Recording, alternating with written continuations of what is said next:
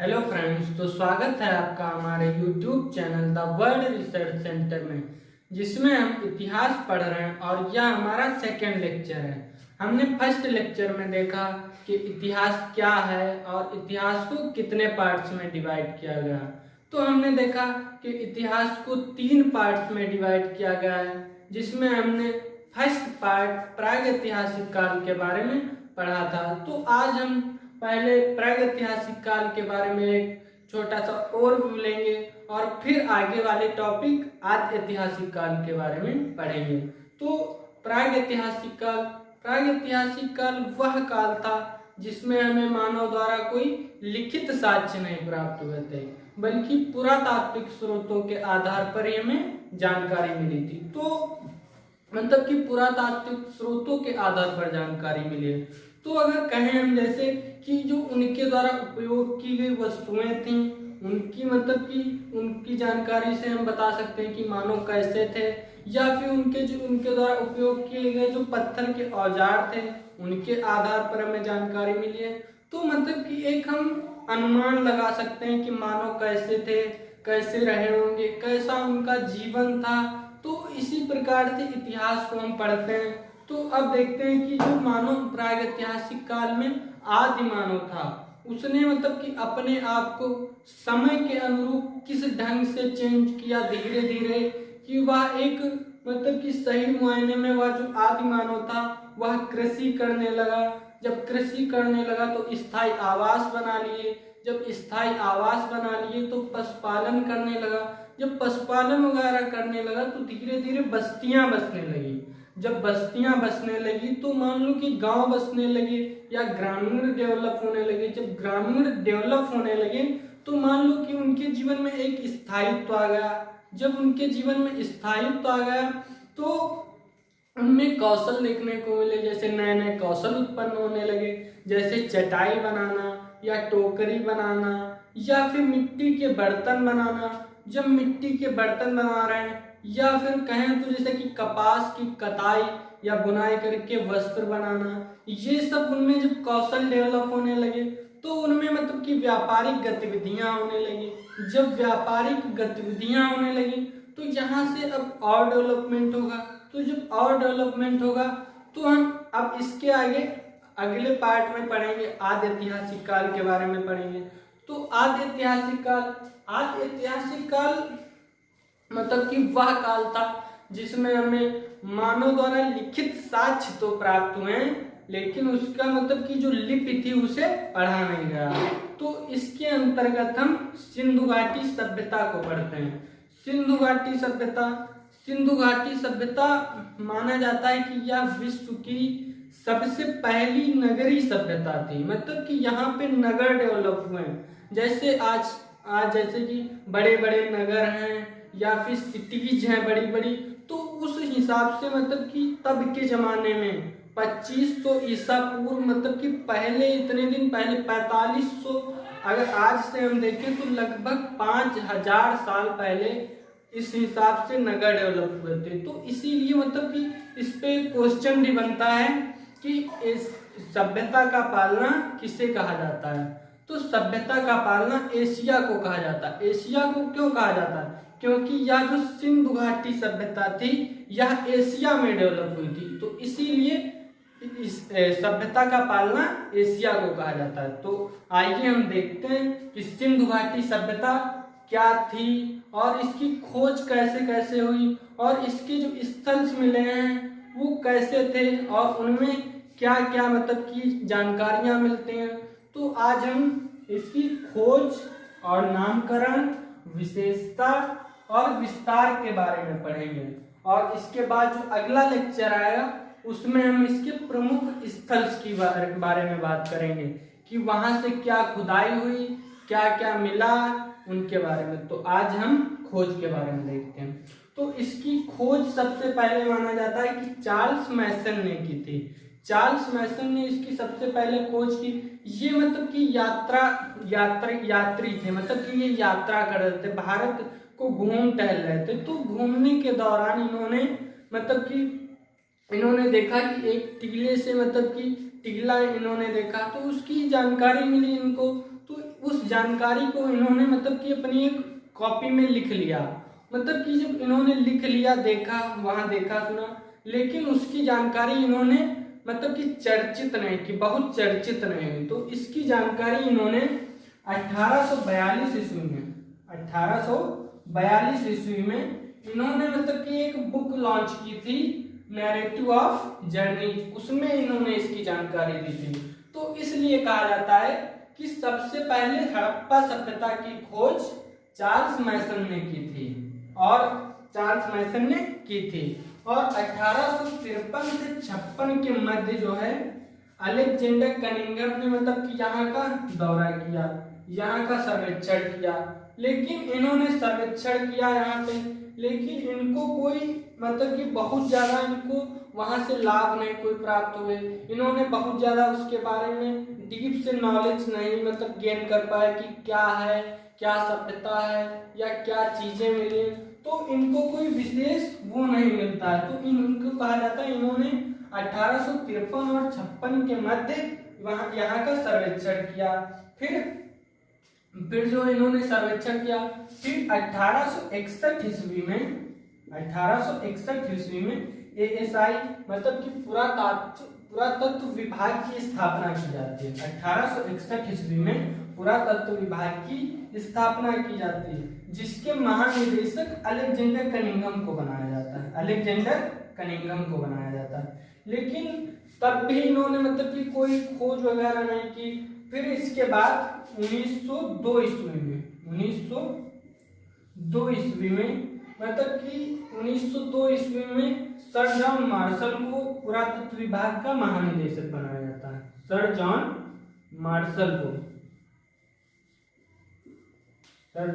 Martial को पुरातत्व विभाग का महानिदेशक बनाया जाता है। जब इनको महानिदेशक बनाया जाता है, तो अगर हम देखें जैसे कि जब 1902 ईस्वी में इनको पुरातत्व विभाग का महानिदेशक बनाया गया, तो इन्होंने मतलब कि एक अपनी मान लो कि टीम बिल्ड करनी चालू की।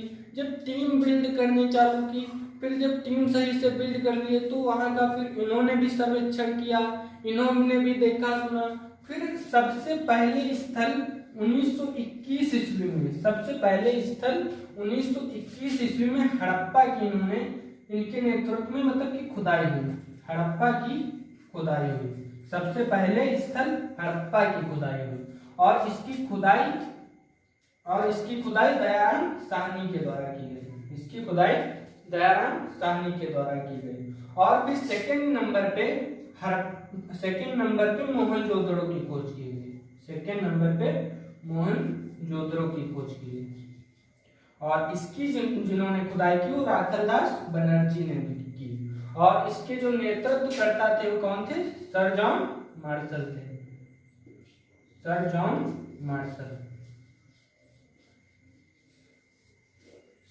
मार्शल।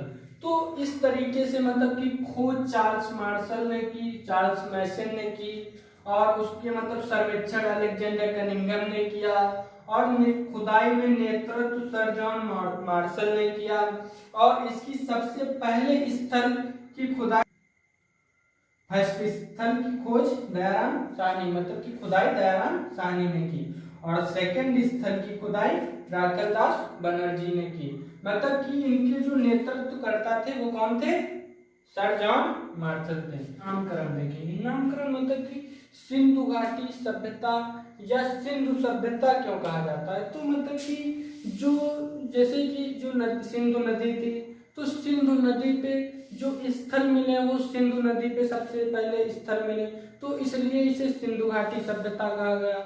अब जो और भी जो नदियां थी, और भी नदियों पे जैसे कि स्थल मिले, तो वो भी ज्यादातर जो स्थल थे वो भी ऐसी नदियों पे मतलब डेवलप हुए थे जो लास्टली आकर के सिंधु नदी घाटी में मिलती थी। तो इसलिए इसे सिंधु नदी घाटी सभ्यता कहा जाता है। और इसे हड़प्पा सभ्यता क्यों कहा जाता है? हड़प्पा सभ्यता मतलब कि हड़प्पा सभ्यता, जो हड़प्पा था ये मतलब कि सबसे पहले खोजा गया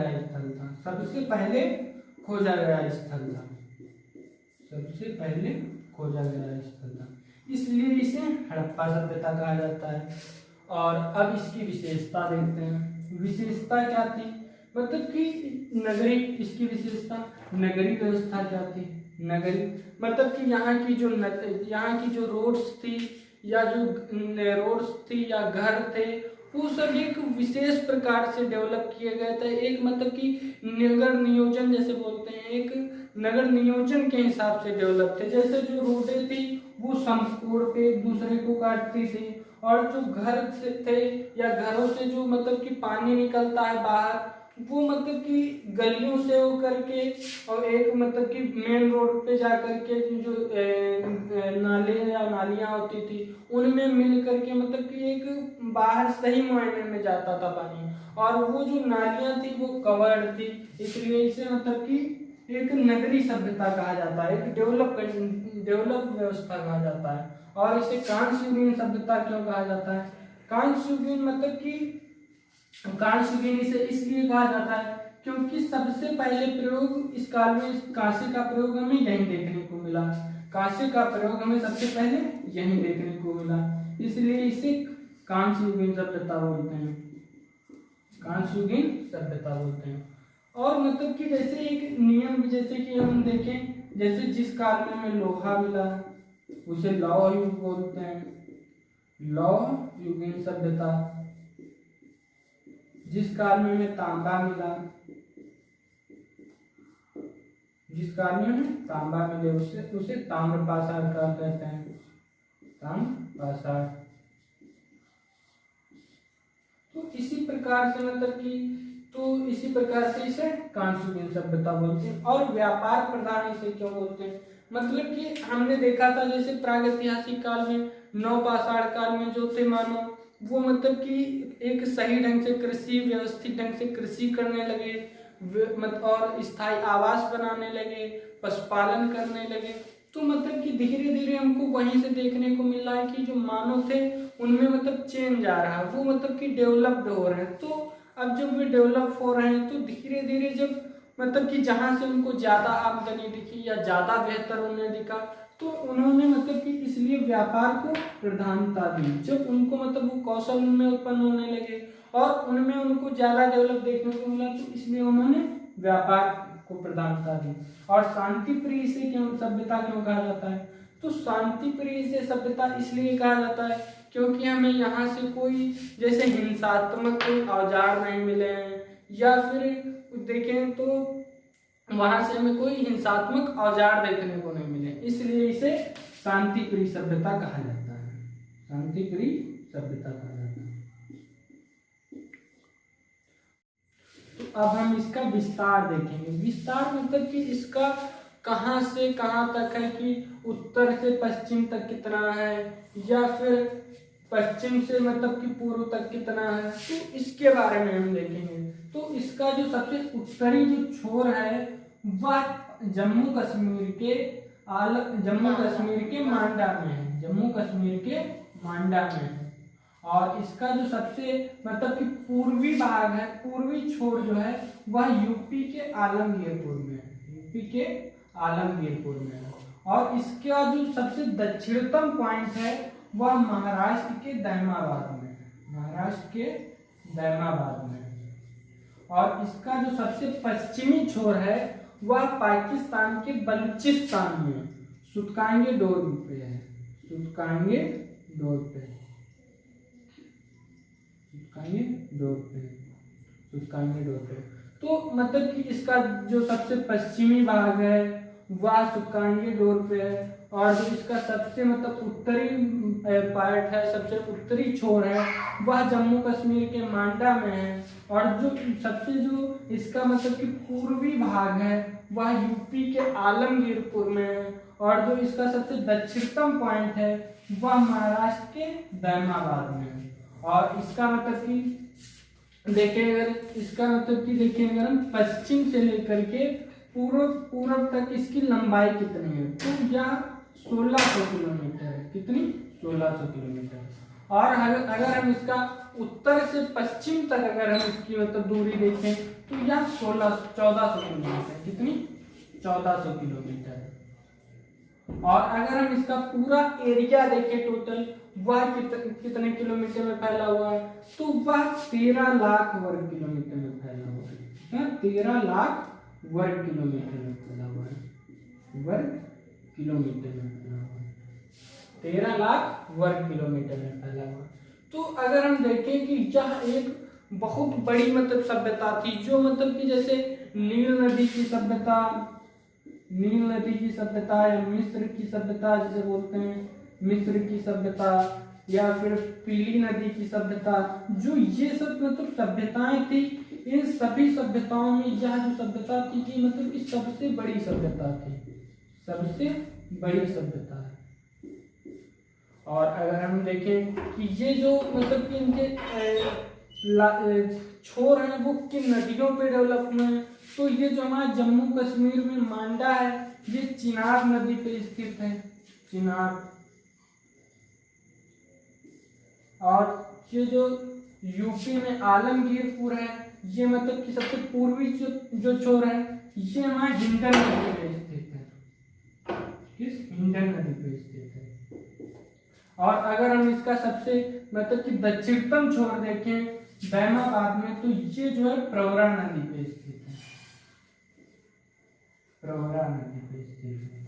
और अगर हम इसका सबसे पश्चिमी छोर देखें सुतकांगी डोर पे, तो ये दास्क नदी पे स्थित है, किस दास्क नदी पे स्थित है, दास्क नदी पे। तो अगर हम देखें जैसे कि सबसे पूर्वी भाग जो है, वो सबसे पूर्वी भाग जो है इसका, तो वो यूपी के आलमगीरपुर में है और वह हिंडन नदी पे स्थित है, किस हिंडन नदी पे स्थित है। और इसका जो सबसे उत्तरी जो भाग है वह जम्मू कश्मीर के मांडा में स्थित है और वह चिनाब नदी पर स्थित है, चिनाब। और जो इसका सबसे पश्चिमी छोर है वह बलूचिस्तान के सुतकांगी डोर में है, बलूचिस्तान के सुतकांगी डोर पर, और यह दास्क रिवर पर स्थित है, किस दास्क रिवर पर। और जो इसका सबसे मतलब कि दक्षिणतम पॉइंट है वह महाराष्ट्र में दैमाबाद में, महाराष्ट्र के दैमाबाद में प्रवरा नदी पर स्थित है, किस प्रवरा नदी पर स्थित है। और प्रवरा नदी, तो अगर हम देखें जैसे कि इसके हम शॉर्ट ट्रिक देखें, अगर हम नदियों की जैसे कि इनके क्षेत्र की हम अगर ट्रिक देखें कि इनके कौन कौन से पॉइंट हैं, तो एक आता है हमारा मैट्स, मैट्स, मैट्स मतलब कि जैसे देखिए सबसे उत्तरी जो भाग है वो मांडा है, और जो इसका सबसे पूर्वी भाग है वो आलमगीरपुर, आलमगीरपुर। और जो इसका मतलब कि सबसे दक्षिणतम पॉइंट आता है वो दैमाबाद, दैमाबाद। और जो इसका सबसे मतलब पश्चिमी छोर आता है वो सुतकांगी